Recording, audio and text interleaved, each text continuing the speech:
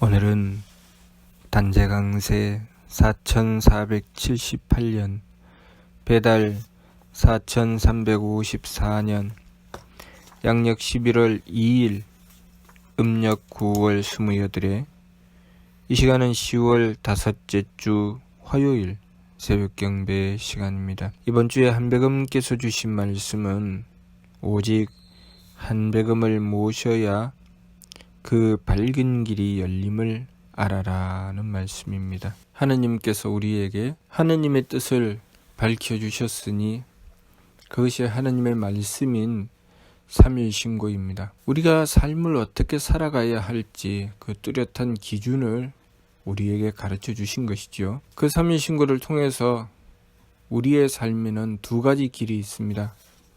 하나는 중생의 길, 다른 하나는 밝은 이의 길입니다. 그것은 하느님을 모시느냐 모시지 않느냐의 길입니다. 이번 주 말씀 오직 한백음을 모셔야 그 밝은 길이 열림을 알아라 하신 말씀 그대로 하느님이신 한백음을 모셨을 때 그 밝은 길이 열린다는 것을 알아야 합니다. 우리가 한백음을 모시게 되면 그 밝은 길이 열리고 그 밝은 길이 열리면 우리가 살아가는 삶, 내가 가진 마음과 생각, 행위가 무엇이 잘못되어 있는지, 무엇이 바른 길인지 그것이 환하게 드러난다는 말씀입니다. 한백음을 모셔야 한다는 것이죠. 한백음을 모시고 한백음께 맞추려고 하는 일의 화행을 했을 때 그렇게 모든 옳은 것과 어긋나고 잘못된 것이 환하게 드러난다는 것입니다. 그 반면 중생의 길은 하느님이신 한백음을 모시지 않는 길입니다. 한백음을 모시지 않고 심기신 산망으로 경도를 따라 제 마음대로 달리는 것이죠. 경도로가 하는 것은 감식촉입니다. 느낌과 숨심과 부딪힘. 다시 말해서 우리가 그냥 한백음을 모시지 않고 제 마음대로 살아가는 삶입니다. 그렇게 살아가게 되면, 그렇게 심기신 산망을 따라서 제 마음대로 살아가게 되면 그 삶에는 하느님이 보이지 않습니다. 하느님을 알 수 없지요. 그래서 그렇게 망령되게 살아가는 삶에는 하느님을 믿을 수도 없고 하느님을 인정할 수도 없습니다. 하느님의 존재를 전혀 깨달을 수가 없지요. 우리가 어떤 길을 선택해 나가느냐에 따라서 어떤 길은 하느님을 모시고 일의 화행, 한 뜻으로 변화되어 나가며 자신의 삶에 옳고 그름이 분명하게 드러나게 되고 바른 길을 찾아 나갈 수 있게 되는가 하면 다른 하나의 길은 어긋나고 잘못된 길로 나가면서도 무엇이 잘못되어 있는지 무엇이 옳은 것인지 도무지 알 수 없는 길로 나가게 됩니다. 그리고 그 삶은 도무지 하느님의 존재를 인정할 수도 없고 하느님의 존재를 믿을 수도 없는 삶이 되지요. 그래서 우리가 제 마음대로 달리며 살아가는 삶을 살아가게 되면 하느님을 전혀 알 수가 없습니다. 그래서 하느님의 존재를 인정할 수가 없기 때문에 하느님을 허황되다고 생각합니다. 눈에 보이지도 않고 귀에 들리지도 않고 그냥 내 마음일 뿐이지. 그냥 내가 있다고 하면 있는 것이고 없다고 하면 없는 것이지.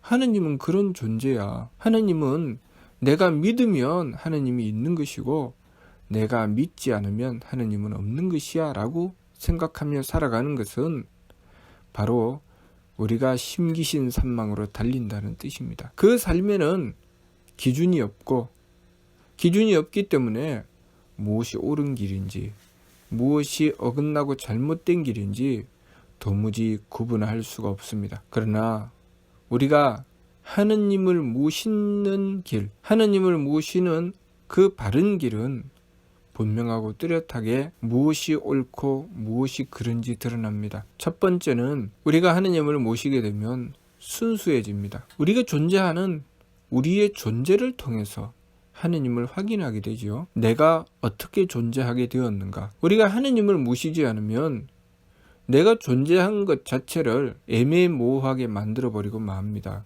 자연이 생겨났다는 말을 하죠. 내가 존재한 것에 대한 근본 이치조차 부정하게 됩니다. 어떻게 존재했는가? 그냥 자연이 생겨났다.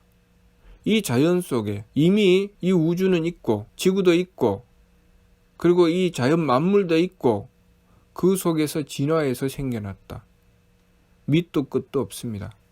무엇으로부터 출발해서 무엇을 향해 나가는지 도무지 종잡을 수 없는 그런 생각을 바탕으로 우리 자신을 평가하고 우리 자신을 분석합니다. 우리가 존재함에 그 존재 자체로서 그 근본이 있다는 것을 우리는 간단하게 생각해도 알 수 있습니다.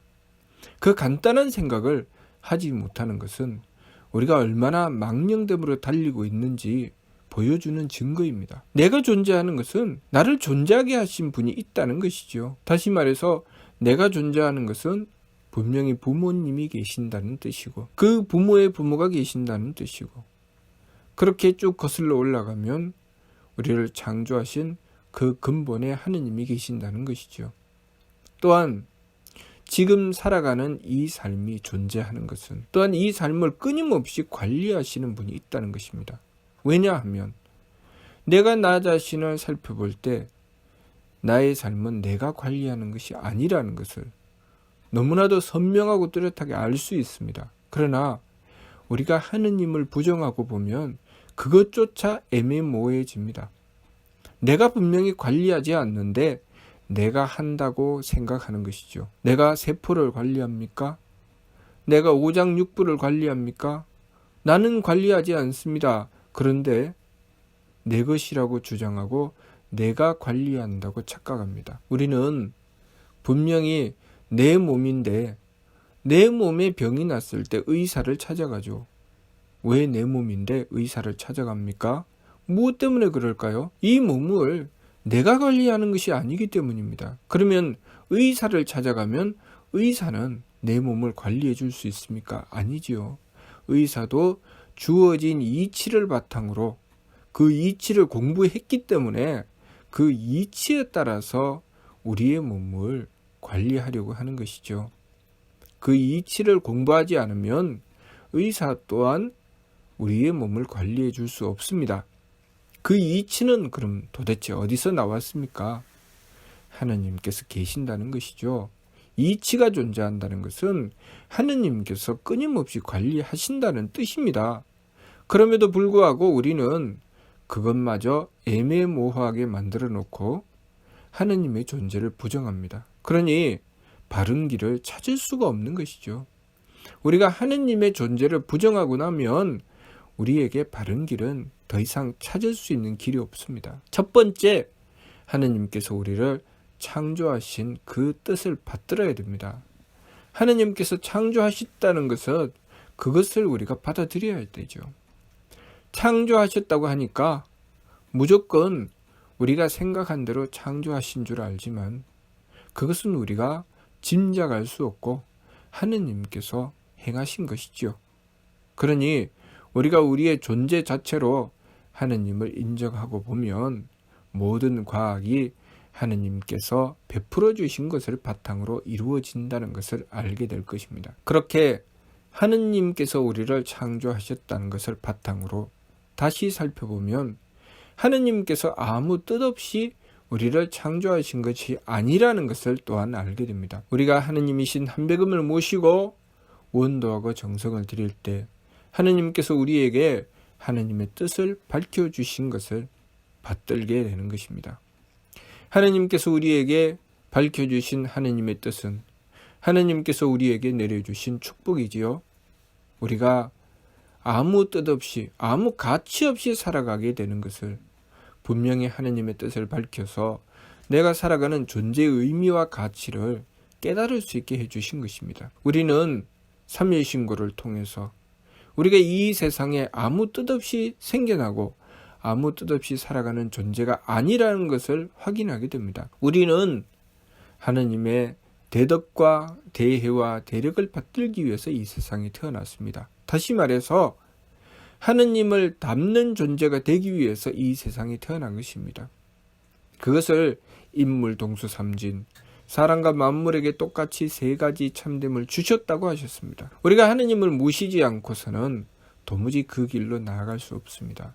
그래서 하느님을 모셔야 하느님의 뜻을 받들 수가 있는 것이죠.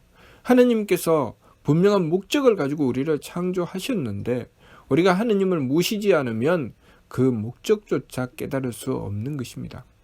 그러니 하느님을 모셔서 우리가 우리의 삶의 목적, 우리가 나아가야 될 방향을 바로잡는 것입니다. 그렇게 하느님을 모시고서 하느님의 말씀을 받들어 우리의 삶을 바로잡아 나아갈 때 우리는 우리의 삶 속에 끊임없이 하느님의 덕과 지혜와 힘을 구하는 길로 나아가는 것입니다. 그래야 우리의 삶이 부귀와 영화를 위해서 살아가야 하는지, 권력을 위해서 살아가야 하는지, 세상 명예를 위해서 살아가야 하는지, 그것이 아니라 하느님의 덕과 지혜와 힘을 받들어서 내 성품을 채우고 목숨을 밝히고 또한 정기를 굳세게 하여 나의 존재의 가치를 발휘하는 삶으로 나가야 하는지 그것을 알 수 있는 것이죠. 우리가 삶을 살아가면서 만나게 되는 여러 가지 환경이 있습니다. 그것을 운명이라고 합니다.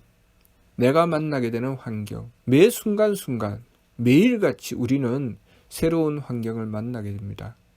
그 환경을 통해서 우리가 우리 삶의 기준을 하느님의 뜻에 두면 그 속에서 끊임없이 하느님의 덕과 지혜와 힘을 구하게 됩니다.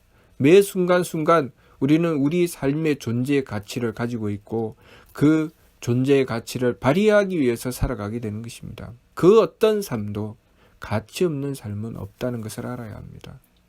그 어떤 삶도 천대받아야 할 삶은 없다는 것을 알아야 되죠. 그 존재 자체로 가치를 가지고 있고 그 속에서 우리는 그 뜻을 찾아야 됩니다. 하느님의 뜻이 무엇인가? 내가 가난하면 가난한 가운데 하느님의 뜻은 무엇이고 내가 부유하면 부유한 가운데 하느님의 뜻은 무엇인가? 부유하고 가난함이 하느님의 뜻이 아니라 그 속에서 우리가 찾아야 할, 우리가 해야 할 일, 하느님의 덕과 지혜와 힘을 받드는 것이 바로 하느님의 뜻입니다. 가난을 통해서 하느님의 뜻을 받들기 위한 길을 나아가는 것이고 부유함을 통해서 하느님의 뜻을 받드는 길로 나아가는 것입니다. 그러니 우리의 삶의 기준은 내가 얼마나 부유한가, 얼마나 가난한가, 내가 얼마나 많은 권력을 가지고 있는가, 내가 얼마나 나약한 존재인가가 우리 삶의 기준이 아닙니다. 우리 삶의 기준은 그 모든 환경과 여건 속에서 그럼에도 불구하고 우리가 하느님의 뜻을 찾고 그 속에 내 존재의 가치를 확인하고 거기서 내가 해야 될 일을 찾아 들어가는 것, 그것이 우리가 해야 할 일입니다. 그래서 때로는 그 참다운 것을 찾기 위해서 고난을 받기도 합니다. 어떤 이는 어린 시절부터 불우한 환경 속에서 온갖 고통을 다 받으며 삶을 살아가다가 인생의 중반쯤에서 비로소 자신의 존재의 가치를 깨닫게 됩니다. 그리고 그동안 자신이 불행하고 불우했다고 생각했지만 다시 그 시각을 돌려 세상을 보며 내가 해야 될 일이 있다는 것을 알게 됩니다. 나보다 더 불행하고 나보다 더 힘들게 사는 이들을 위해서 지금 내가 가진 것을 발휘해야 되는 것이구나. 내가 이렇게 주저앉아 있어서 될 일이 아니라 내가 여기서 힘을 내어 그들을 도울 수 있는 자가 되어야 되는구나 라는 것을 깨닫게 됩니다.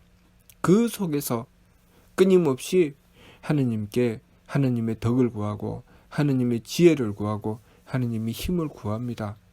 그러면 하늘은 스스로 돕는 자를 돕는다고 했던 그 말처럼 우리가 하느님을 모시고서 하느님의 뜻을 받들어 내가 내 존재의 가치를 발휘하려고 했을 때 나만 생각하고 내 마음 편하고 기분 좋고 몸 편한 삶이 아니라 누군가를 살리고자 하는 그 삶, 내가 존재함의 그 가치를 발휘하는 그 삶을 선택했을 때 우리는 하느님의 덕을 구할 수밖에 없고 하느님의 지혜를 구할 수밖에 없고 하느님의 힘을 구할 수밖에 없습니다. 그것이 우리가 이 세상에서 가지는 수많은 직업이고, 그 직업을 누가 알아주든 알아주지 않든 그 존재의 가치를 발휘하는 데 쓰이는 것입니다. 내가 노래하는 가수면 노래하는 가수로서 누군가를 위하여 힘이 되는 존재가 되는 것이죠. 내가 농사를 짓는 사람이면 그 농사를 짓는 것으로서 누군가를 살려내는 힘이 되는 존재가 되는 것입니다. 그렇게 내가 맡은 어떤 분야에서든 내가 그것으로서 누군가를 살리고자 하는 뜻을 가졌을 때 우리는 하느님의 덕과 지혜와 힘을 구하게 되는 것입니다. 우리가 삶을 살아가면서 만일 내가 하느님의 덕과 지혜와 힘을 구하지 않는다면 내 삶은 잘못 나아가고 있다는 것을 알아야 합니다. 내 삶을 통해서 끊임없이 내가 가족을 살리고자 하고 이웃을 살리고자 하고 내가 누군가에게 보탬이 되고자 하며 그 속에서 하느님의 덕과 지혜와 힘을 구하게 된다면 내 삶은 바른 삶입니다. 그러나 내가 내 삶을 살아가면서 하느님의 덕과 지혜와 힘을 구하지 않게 된다면 하느님은 필요 없어요. 내 인생에 하느님의 존재는 필요 없어요. 내가 내 마음대로 잘 먹고 잘 사니, 내가 내 능력으로, 내 지혜로, 내 힘으로 살아가니 하느님은 내 인생에 간섭하지 마세요 라고 한다면 그 사람은 인생을 잘못 살아가고 있는 것입니다. 삶을 살아가면서 세상 사람들을 가리켜서 너희들이 내 인생에 보태준 것이 무엇이 있어? 너희들은 다 필요 없어. 내 인생은 내가 알아서 살아가는 것이야. 그리고 그 생각으로 다른 사람들에게 가르칩니다. 자신의 인생은 자기가 알아서 살아가는 것이지 누가 도와주는 것이 아니야 라고 한다면 그 사람은 잘못 생각하고 살아가는 것입니다. 우리는 이 세상에 나만 잘 먹고 잘 살기 위해서 태어난 것이 아니라 내가 존재하는 것 자체가 누군가를 살려내는 힘이 되기 위해서 우리는 이 세상에 태어난 것입니다. 하느님께서 존재하시는 것 자체가 이 우주 만물을 창조하시고 모든 만물을 끊임없이 살려내시는 것처럼 우리는 그러한 하느님을 닮기 위해서 이 세상에 태어났습니다. 그러한 우리들 자신이 하느님을 부정하고 그 정반대의 길로 나아가며 자기만 생각하고 자신의 욕심만 채우려고 한다면 그 사람은 인생을 태어난 가치와는 거꾸로 된 반대로 된 삶을 살아가고 있다는 것을 알아야 합니다. 그것을 망령됨이라고 하는 것입니다. 이 세상에 무엇 때문에 태어났는지 그 가치를, 그 뜻을 제대로 알려면 하느님이신 한백음을 모셔야 합니다. 한백음을 모시고 나아가는 길은 내 삶을 바르게 살아가는지 잘못 살아가는지 그 뚜렷한 길을 밝혀주시는 것입니다. 그러나 한백음을 모시지 않고 내 마음대로 살아가는 길, 심기신 산망으로 제 마음대로 달리게 되면 그 삶 자체가 하느님을 부정하게 된다는 것을 알아야 합니다. 우리가 하느님을 부정하게 된다면 그것은 내 삶이 잘못된 삶이라는 것, 그것을 알아야 합니다. 하느님을 찾게 된다는 것, 그것은 내가 무엇인가 착한 삶을 추구했을 때, 그리고 내가 누군가라도 도움이 되는 그런 길로 나갔을 때 우리는 하느님을 찾게 됩니다. 어머니가 자식을 기르면서 그 자식을 살리고자 할 때 하느님을 찾는 것이지, 그 자식이 살든 죽든 너는 왜 태어나서 내 인생을 이토록 괴롭히느냐 라고 생각하며 그 자식을 천대하면 절대로 하느님을 찾지 않습니다. 하느님의 덕과 지혜와 힘이 필요하지 않습니다. 그래서 만일 하느님께서 그 자식을 살리라고 하신다면 그 잘못된 엄마는 하느님께 이렇게 말할 것입니다. 네 인생을 간섭하지 마세요. 왜 나를 괴롭힙니까?